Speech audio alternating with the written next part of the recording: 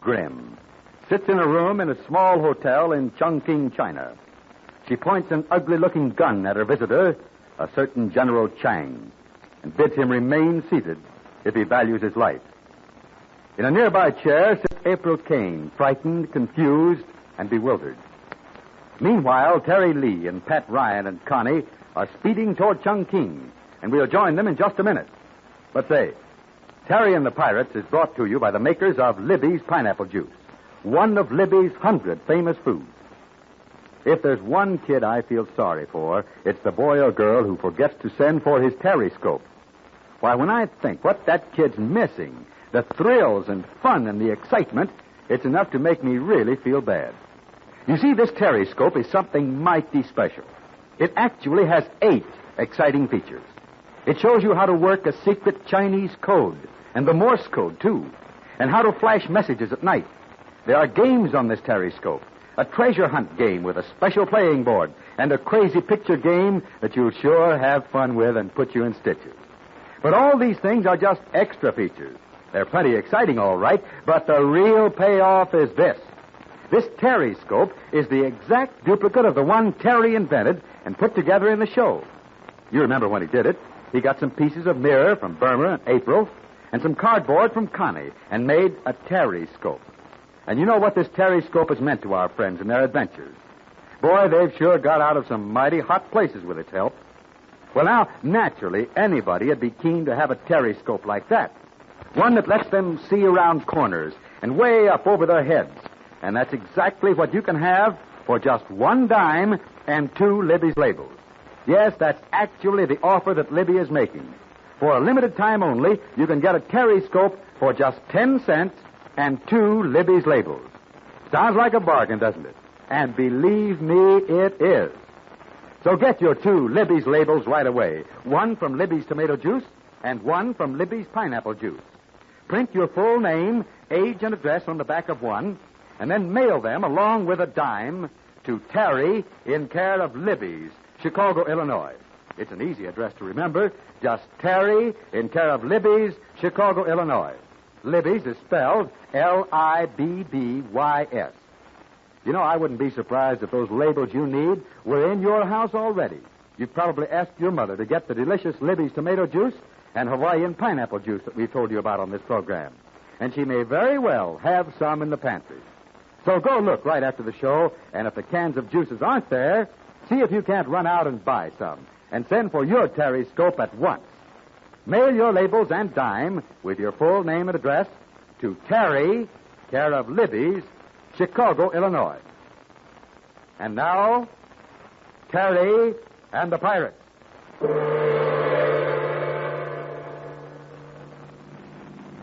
While Burma holds General Chang at bay in the hotel room, let's join Terry and Pat and Connie.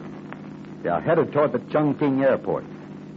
Beside Terry is the precious radio, the amazing new portable transmitter which has caused so much trouble.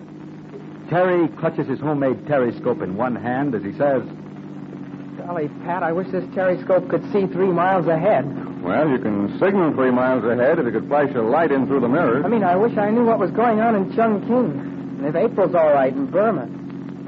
Yeah, I'm Dude. Well, we'll be at the airport in a few minutes. If Dude's plane is there, then we'll find him. Wish we could hide this radio gadget in some safe place.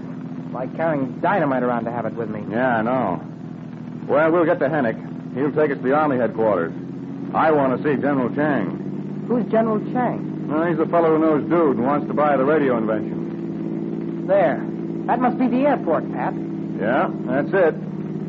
I'm glad to get that Chinese mountain and Utong behind me.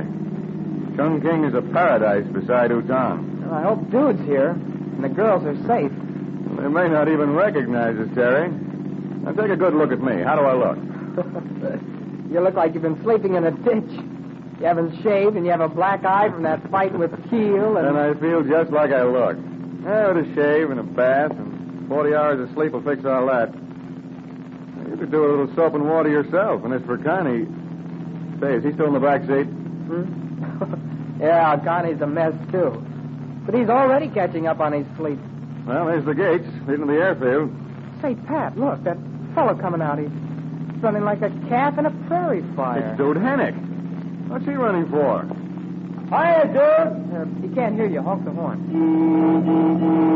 I'll swing over and get as close to him as I can. Head him off. I have to run him down. Hiya, Duty. Where's the fire? You get pinched for speed. Some of you drivers ought to get a good socket.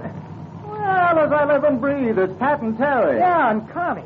Hiya, dude. Oh, bless Bess. Where'd you gents come from? Utong? Where'd you get the snort wagon? Oh, it's a long story. I'll tell you about my next birthday party. Well, we got the radio transmitter, dude. Got it right here with me.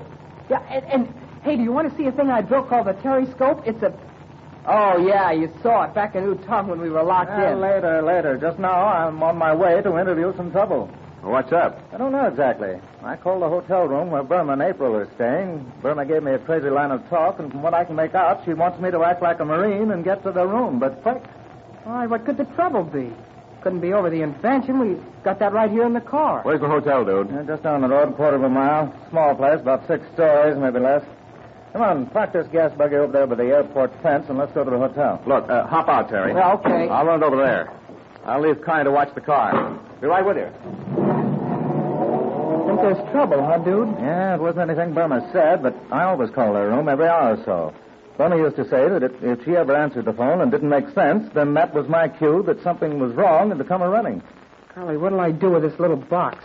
Caused plenty of trouble, and here I am lugging it around under my arm like it was a loaf of bread. Yeah, we ought to get that to the Chinese Army headquarters as soon as... Yeah, I'd like General Chang to see it. Hey, where do we see Chang? Well, I'll have to fly you and Pat there. No place for April and Burma, though. They can stay here in Chongqing. Well, gents, let's go.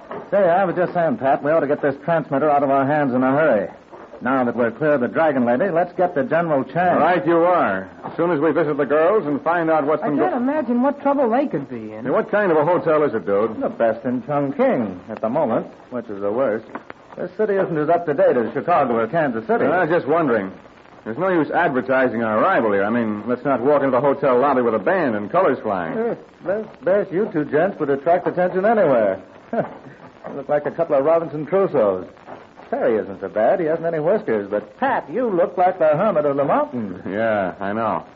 That's why I say maybe Terry and I ought to stay in the background while you find out what goes on up in the room. Listen, the Dragon Lady has pals in this town, and I'm not taking any chances.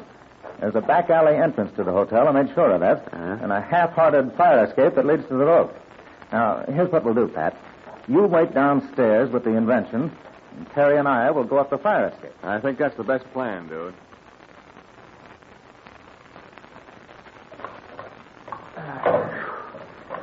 Hey, this is sure a long climb. Yeah. What floor is their room on, dude? The top floor. Mine's just across the hall. Well, I got my Terryscope with me. Good. It'll come in handy. How can you tell which room is which? As soon as we get up this ladder on the roof, I'll... Make it all right? Yeah. We should have stopped to see if anybody was in the hall on the top floor. Somebody outside the girls' room. I took care of that little detail. There were 2 likely-looking lads in uniform loafing near the front stairs. Say, now, what do you suppose... I know as much as you do, Terry. Come along, this way. Watch your step. Now then, it's the window just below us. I lined it up with that flagpole across the way.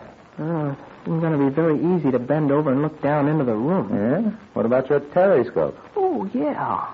Here it is. Now, look, all you have to do... I know. I used it before. If you can look up over something with it, you ought to be able to look down under, too. Sure. That's what I did when I looked through the hole in the floor back there in Utong. Yeah, never mind the past. Let's worry about the future. Now then, you're lighter than I am. You slide out close to the edge and start looking through the mirrors. I'll sit here and hold your feet. You all set? Yeah, sure. Okay, take a look. I got your feet tight. You see anything? Wait a second. Gotta get this thing adjusted. Yeah, I can see in the window now. I can see April and Burma. Burma's got a gun. She's sitting there pointing it at somebody. It's a man in a soldier's uniform. Soldier? I don't get it. Better let me take a look, Terry. Okay. The man looks like an officer or something, but why is she holding a gun on him? Why would an officer visit Burma in April? Hey, you think you can hold me? You can sit on my feet or my legs, and I can bend down and get a good look with this periscope. Well, I'll try. Look, don't just try. Best, if you let me slip. It's 6 floors down to that street. Okay, dude. I can hold you. It's an officer, all right. Chinese Army. General's uniform. I'd say, but... Hey, I never saw him before. Maybe the fellow wants to make a deal with April. You know, for the invention. Pull me out, Terry. Hey, I know most of the big boys in the Army, but I've never seen that chap before.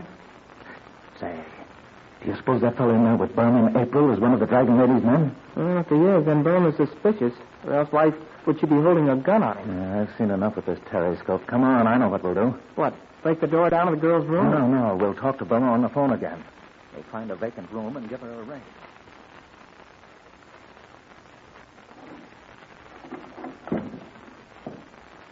There's the phone. Now then, we'll find out several things. No reason why Burma can't tell us just what. Hello, operator. Yeah, will you please bring room 611? No. 11 like in 12, only 11, yeah. You know, Terry, there's something phony about this business. Yeah, that's what I keep thinking, dude. Oh, is the operator ringing? Yeah, but say, that's funny. No answer? It's the right room number. Why, we just looked through the window of that room not more than 5 minutes ago from the roof. And now there's no answer. Come on, dude, this is a time for action. Let's go and see what's happened in that room.